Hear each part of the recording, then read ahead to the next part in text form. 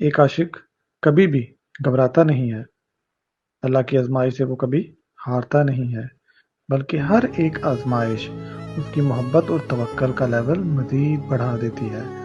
और अल्लाह पाक की अपने बंदा मोमिन से मोहब्बत देखें, अगर आजमाइश में हार भी जाए तब भी अपना मजीद कुर्ब नसीब फरमा देता है, मगर उसको उससे दूर नहीं होने देता।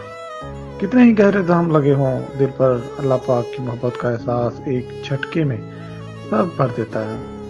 क्योंकि अल्लाह पाक की मोहब्बत ही तो है ये शिफा है, ये मोहब्बत ही तो है ये सुकून है, और सुकून के एहसास से भी ऊपर है। एक आशिक की सबसे बड़ी दौलत ये है, वो अल्लाह पाक से मोहब्बत करता है।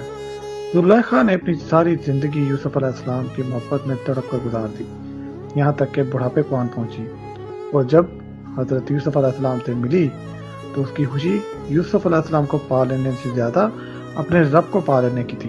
यही तो मौजज़ा है अल्लाह पाक की मोहब्बत का, जो दुनिया की हर खुशी भुला देती है और जिंदगी का हर जख्म एक लम्हे में भर जाता है। और चाहिए होता है तो सिर्फ और सिर्फ अल्लाह।